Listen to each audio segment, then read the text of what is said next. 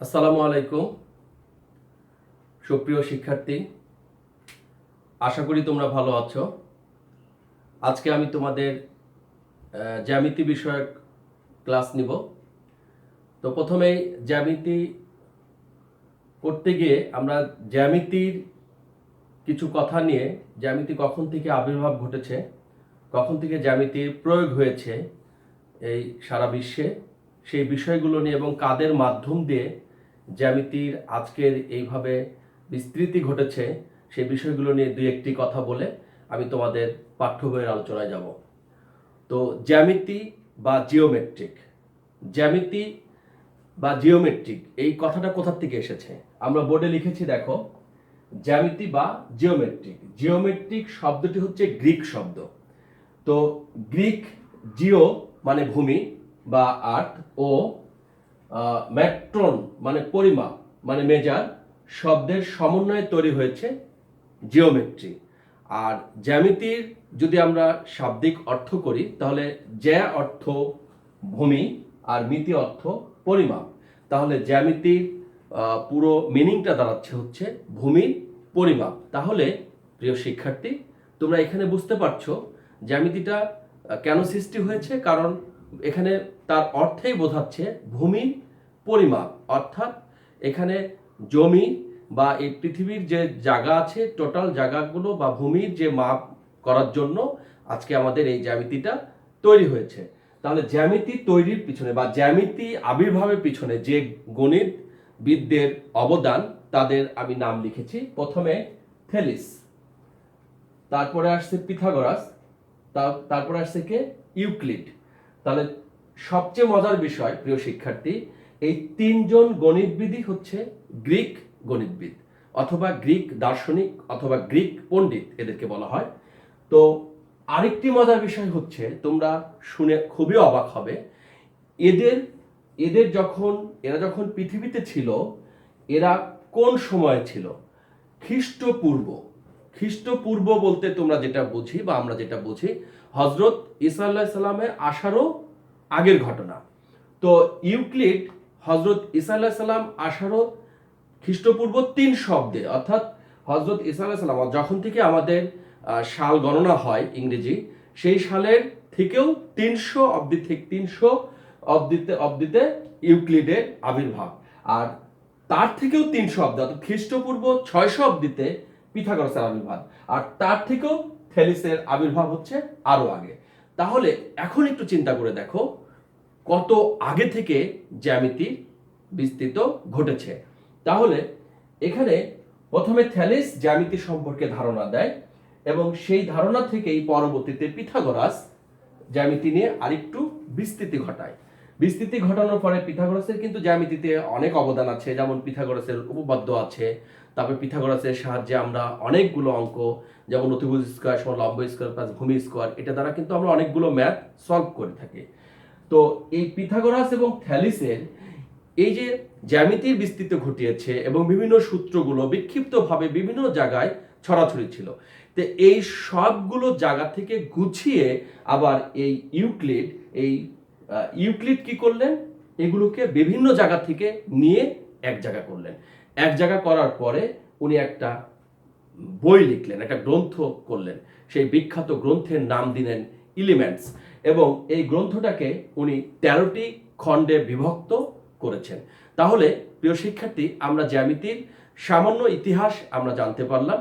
তো এই ইতিহাস থেকে আমরা বুঝতে পারলাম জ্যামিতি আসলে আমাদের সর্বক্ষেত্রে দরকার। আরেকটি জিনিস আমরা যদি খেয়াল করি তাহলে দেখো, আজকে জ্যামিতি যে আমরা মিশরীয় সভ্যতার কথা বলে থাকি, ব্যাবিলনীয় সভ্যতার কথা বলে থাকি, এই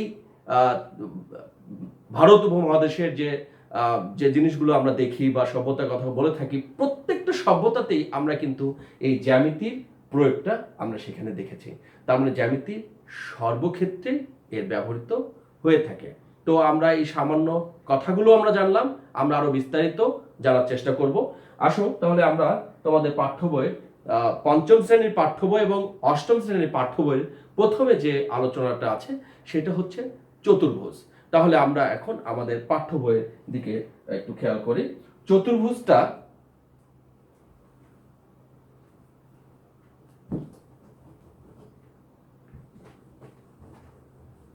তাহলে আমরা এখন জানবো চতুর্ভুজ কি। তাহলে চতুর্ভুজ যদি আমরা জানতে চাই, তাহলে চতুর্ভুজের সংজ্ঞাটা এরকম: চারটি রেখাংশ দ্বারা আবদ্ধ বা সীমাবদ্ধ আকৃতিকে চতুর্ভুজ বলে। চারটি রেখাংশ দ্বারা আবদ্ধ বা সীমাবদ্ধ আকৃতিকে কি বলে? চতুর্ভুজ বলে। এখন এখানে কিন্তু একটা কথা বলেছে, আবদ্ধ বা সীমাবদ্ধ। এখন যদি কেউ চারটি রেখাংশ দ্বারা এরকম ধরনের ধরো চারটি রেখাংশ দিল, বাট ফাঁকা রাখলো দুই দিকে, তাহলে কিন্তু এটা চতুর্ভুজ হবে না। কারণ চতুর্ভুজ হতে গেলেই বলেছে চারটি রেখাংশ দ্বারা আবদ্ধ বা সীমাবদ্ধ আকৃতিকে কি বলে? চতুর্ভুজ বলে। তাহলে অবশ্যই চতুর্ভুজের সংজ্ঞা অনুযায়ী চতুর্ভুজটা হবে কি? এরকম।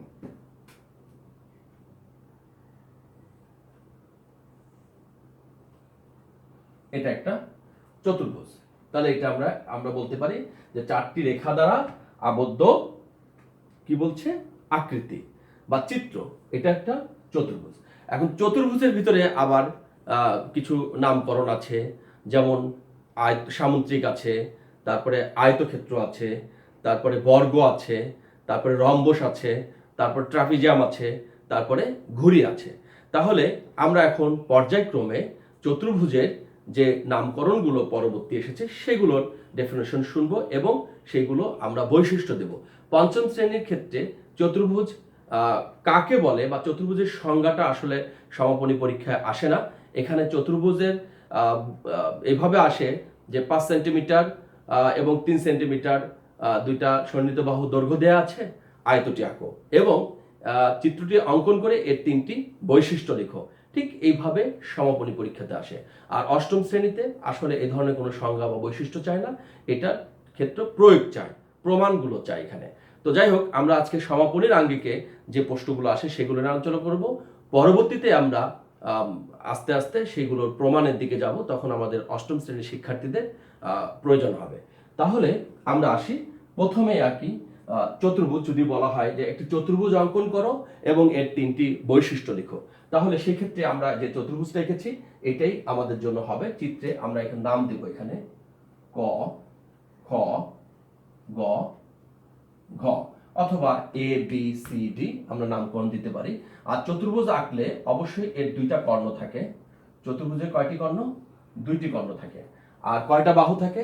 4টি বাহু থাকে। কয়টা কোণ থাকে? 4টা কোণ থাকে। 4 কোণের সমষ্টি কত? 360 ডিগ্রি। প্রিয় শিক্ষার্থী, আমরা কিন্তু অলরেডি বৈশিষ্ট্যগুলো বলে ফেলেছি। তাহলে আমরা যদি এখানে বলি চিত্রে ক, খ, গ, ঘ একটি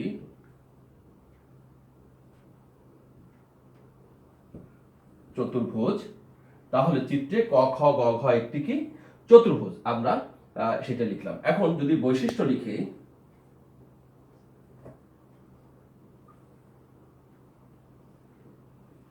বৈশিষ্ট্যগুলো যদি লিখি তাহলে কি লিখবো আমরা? 1 নম্বর, চতুর্ভুজের 4টি বাহু থাকে। আমরা বলতে পারি 4টি বাহু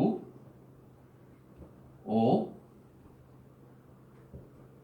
4টি কোণ থাকে। একসাথে আমরা দিতে পারি। 2 নম্বর, 2টি কর্ণ থাকে। 3 নম্বর, 4 কোণের সমষ্টি 4 সমকোণ, 4 সমকোণ বা 360 ডিগ্রি। এইভাবে আমাদের যদি চতুর্ভুজ কাকে বলে বা চতুর্ভুজের চিত্র অঙ্কন করে 3টি বৈশিষ্ট্য লিখো, তাহলে কিন্তু প্রিয় শিক্ষার্থী আমরা এইভাবে উত্তরটা করতে পারি। চতুর্ভুজের চিত্র এঁকেছি আমরা, এবং চতুর্ভুজের মাপটা যে কোনো ভাবে হতে পারে। সেটা আয়তের মতন হতে পারে, বর্গের মতন হতে পারে, রম্বস হতে পারে, আবার এগুলো মাপ ছাড়াও হতে পারে। তাহলে আমরা সেইভাবে এঁকে দেব। এরপর আসি আমরা সামান্তরিকের চিত্র। তাহলে সামান্তরিকে আঁকতে গেলে আমরা কি করব?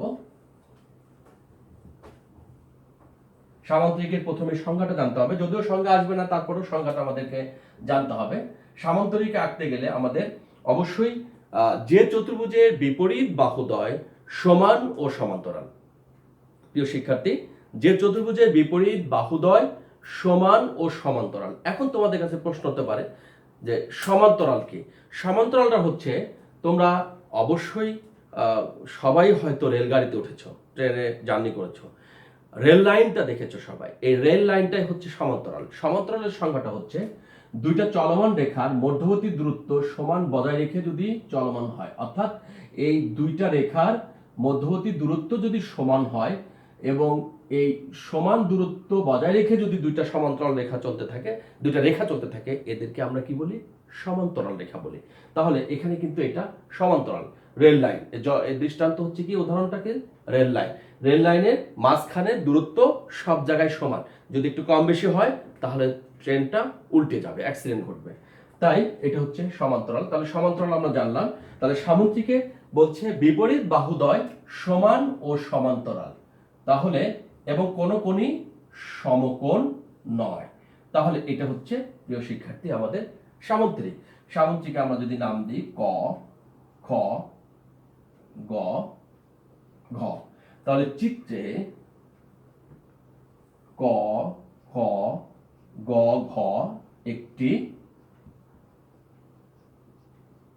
সামান্তরিক। কেমন?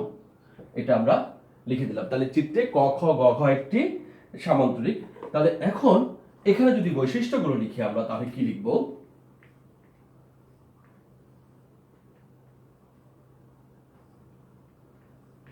বৈশিষ্ট্য যদি লিখি,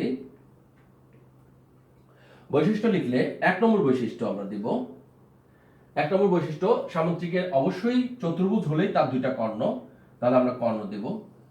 তাহলে এখানে 1 নম্বর বৈশিষ্ট্য তার সংজ্ঞা থেকে আমরা দিতে পারি। সংজ্ঞাতে আমরা বলেছিলাম যে বিপরীত বাহুদ্বয় সমান ও সমান্তরাল। তাহলে আমরা লিখি বিপরীত বাহুদ্বয়, বিপরীত বাহুদ্বয় সমান ও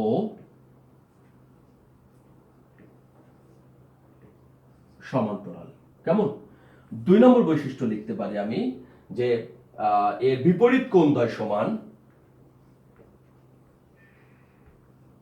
বিপরীত কোণদ্বয় সমান। 3 নম্বর বৈশিষ্ট্য লিখতে পারি কর্ণদ্বয় অসমান, কর্ণদ্বয় অসমান এবং পরস্পরকে সমদ্বিখণ্ডিত করে, পরস্পরকে সমদ্বিখণ্ডিত করে। কেমন? তাহলে এই যে আমরা সামুদ্রিকটা, প্রশ্নটা কিভাবে আসতে পারে যে একটা সামুদ্রিক অঙ্কন করো এবং এর 3টি বৈশিষ্ট্য লিখো। তাহলে আমরা সামুদ্রিক অঙ্কন করেছি, ক, খ, গ, ঘ একটি সামুদ্রিক।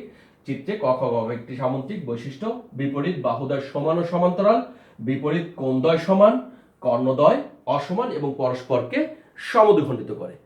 আশা করি শিক্ষার্থী তোমরা বুঝতে পেরেছো। এবার আসো আমরা আসি আয়ত। তাহলে আয়তর সংজ্ঞাটা যখন আমরা লিখব, আমরা এটা মুছে দিই।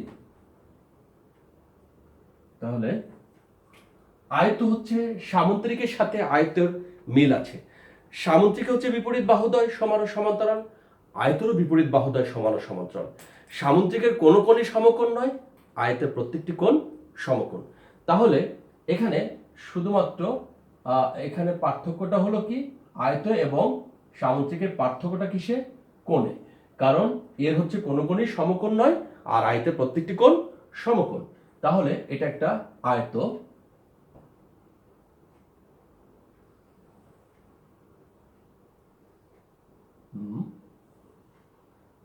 এটা আয়ত ক, খ, গ, ঘ। তাহলে চিত্রে ক, খ, গ, ঘ একটি আয়ত। আয়ত। শিক্ষার্থী খেয়াল করো, এবং আমি বলেছি চতুর্ভুজ হলেই দুটা কর্ণ লাগবে।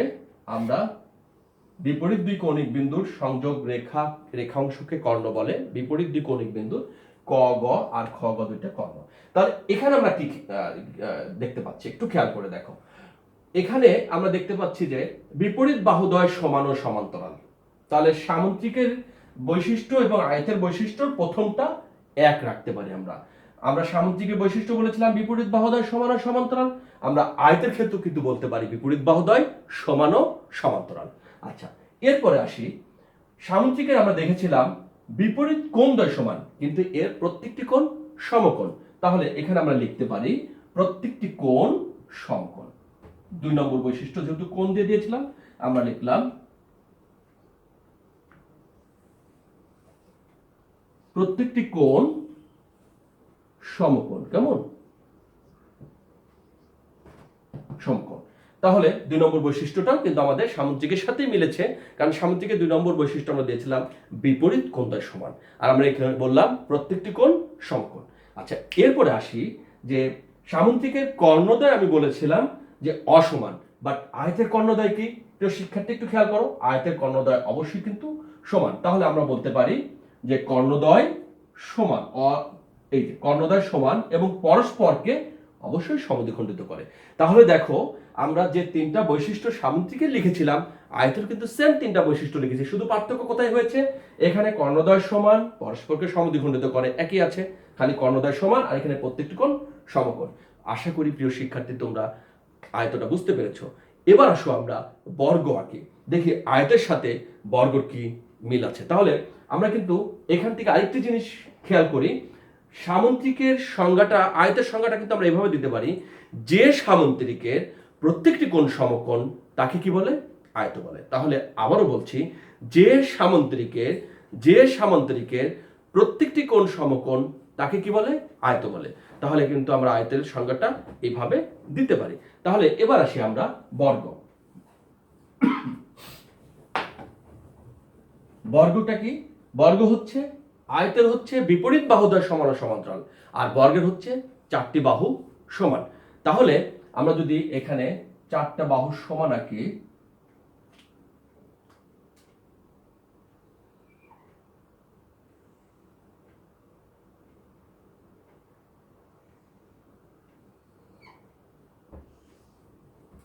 বর্গের 4টি বাহু সমান হতে হবে ক, খ, গ, ঘ। তাহলে চিত্রে ক, খ, গ, ঘ একটি বর্গ।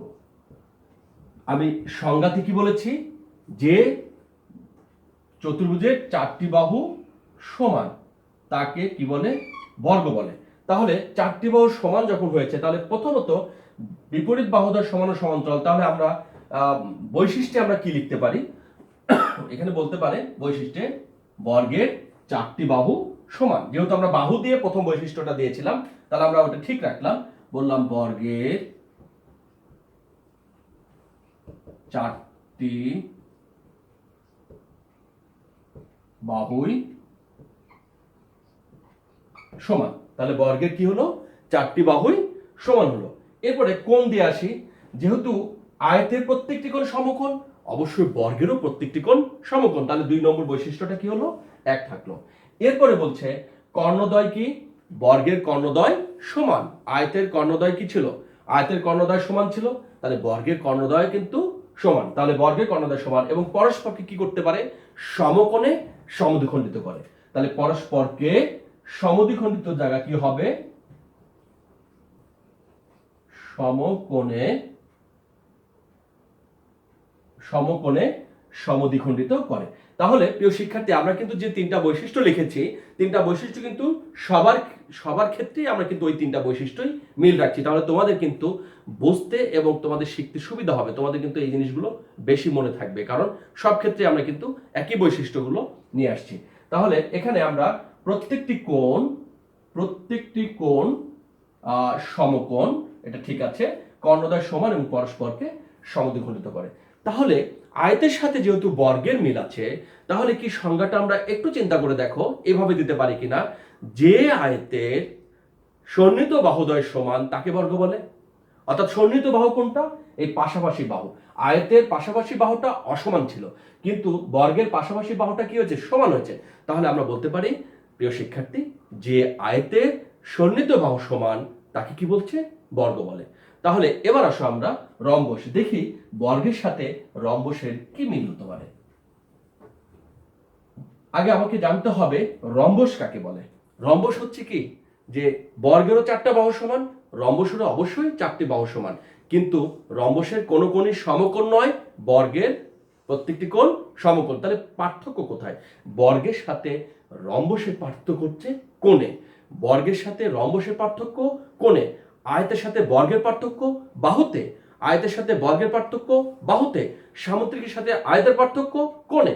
এটা ফাইন্ড আউট করতে পারলে কিন্তু খুব ইজিলি আমরা এগুলো করতে পারবো। তাহলে বর্গের সাথে যেহেতু রম্বসের পার্থক্য কোণে, তাহলে এর প্রত্যেকটি কোণ সমকোণ, আর রম্বসের কোনো কোণই সমকোণ নয়, তার মানে সামুদ্রিকের মতন বাঁকা হবে।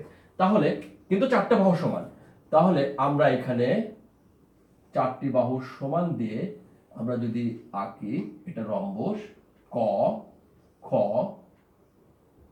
গ ঘ। তাহলে চিত্রে ক খ গ ঘ একটি রম্বস। কেমন?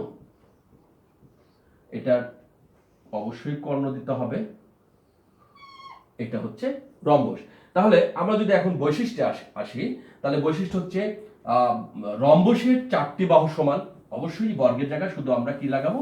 রম্বস লাগাবো। রম্বসের 4টি বাহুই সমান এবং প্রত্যেকটি কোণ সমকোণ, কিন্তু রম্বসে তার প্রত্যেকটি কোণ সমকোণ নয়। তাহলে সেখানে আমরা কি করব? আমরা লিখব বিপরীত কোণ গুলো সমান। বিপরীত কোণগুলো সমান। কেমন? তারপর বলছে কর্ণদ্বয় অসমান এবং পরস্পরকে সমদ্বিখণ্ডিত করে। কর্ণদ্বয় অসমান এবং পরস্পরকে কি করে? সমদ্বিখণ্ডিত করে। তাহলে প্রিয় শিক্ষার্থী, আমরা কিন্তু বর্গের সাথে রম্বসের মিল পেলাম, শুধু পার্থক্য কোথায় হয়েছে? বর্গের কোণগুলো সমকোণ ছিল, রম্বসের কোণগুলো সমকোণ নয়। আর যখন কোণগুলো সমকোণ হয়নি, তখন রম্বসের কর্ণদ্বয় পার্থক্য চলে আসছে। এখানে কর্ণদ্বয় সমান ছিল আর রম্বসের কর্ণদ্বয় অসমান হয়ে গেছে। তো যাই হোক প্রিয় শিক্ষার্থী, আমরা তাহলে এখান থেকে খুব ইজিলি কিন্তু রম্বসের চিত্রটাই অঙ্কন করলাম এবং বৈশিষ্ট্য 3টা লিখলাম। এখন বাকি আছে ট্রাপিজিয়াম। তাহলে ট্রাপিজিয়ামটা কি? ট্রাপিজিয়াম হচ্ছে যে চতুর্ভুজের বিপরীত, কেবলমাত্র বিপরীত একজোড়া বাহু সমান্তরাল। অর্থাৎ এখানে ছোট্ট একটা বাহু দিয়েছে, এখানে একটা বড় বাহু দিয়েছে, এবং এই বাহুটাকে আমরা যদি এইভাবে যোগ করি, এই বাহুটাকে যদি যোগ করি আমরা, হয়ে যাবে ট্রাপিজিয়াম। কারণ সংজ্ঞাতে বলেছে বিপরীত একজোড়া বাহু সমান্তরাল। তাহলে আবার এখানে যদি আমরা করি, যোগ করি, তাহলে এইভাবে আমাদের কি হলো? একটা ট্রাপিজিয়াম হয়ে গেল। তাহলে চিত্রে ক খ গ ঘ একটি ট্রাপিজিয়াম।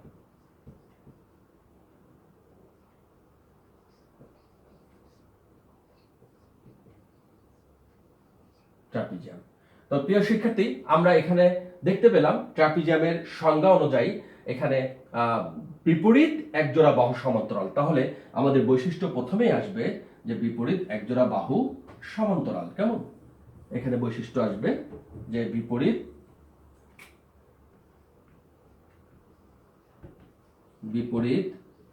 একজোড়া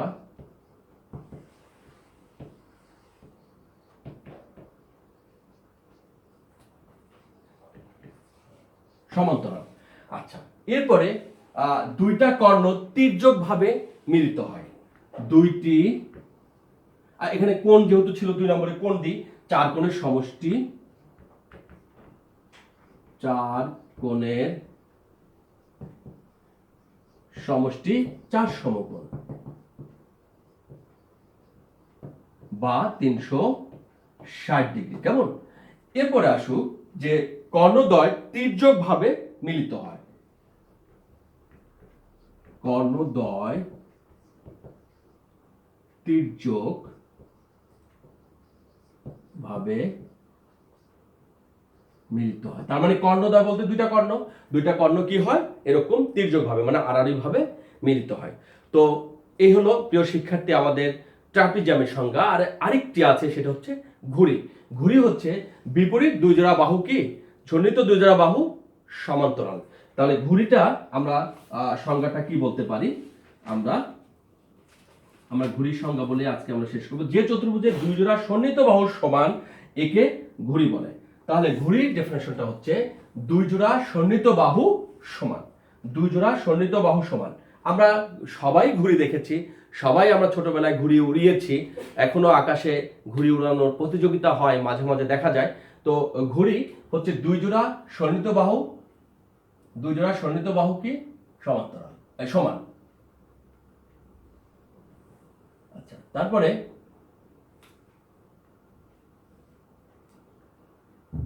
এই যে এটা হচ্ছে ঘুড়ি। তাহলে ক, খ, গ, ঘ।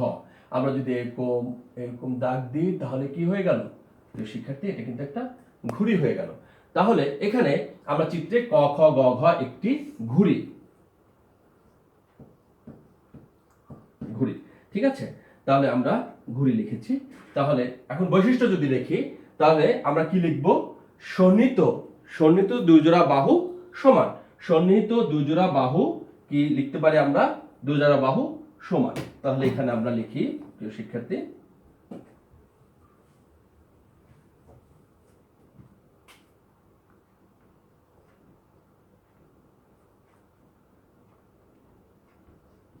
সন্নিহিত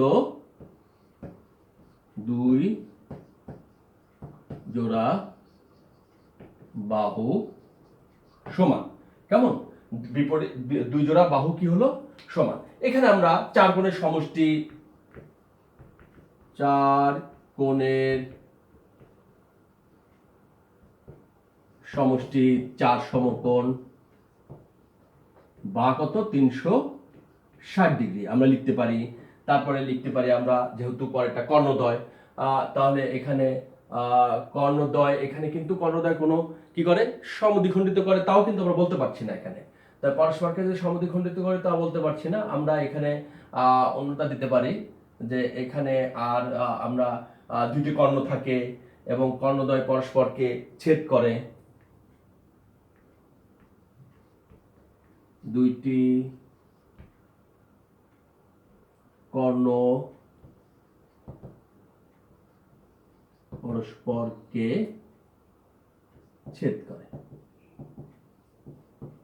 তাহলে এই হলো আমাদের আজকের জ্যামিতির উপরে যে জ্যামিতির কিছু ধারণা, এবং এরপরে আমরা জ্যামিতি থেকে চতুর্ভুজ, সামুদ্রিক, আয়ত, বর্গ, রম্বস, ট্রাপিজিয়াম এবং ঘুড়ি এবং সাথে তাদের চিত্র এবং বৈশিষ্ট্য তিনটি করে। তো প্রিয় শিক্ষার্থী, আমি এখানে ফ্রি হ্যান্ডে চিত্রগুলো এঁকেছি। অবশ্যই তোমাদের কিন্তু রুলার ব্যবহার করে অথবা কম্পাস ব্যবহার করে জ্যামিতির যে জিনিসগুলো আছে সেগুলো ব্যবহার করে নিঃসন্দেহে মাপগুলো সঠিক নিয়ে তোমাকে বোর্ডে বা পরীক্ষা খাতায় সাবমিট করতে হবে।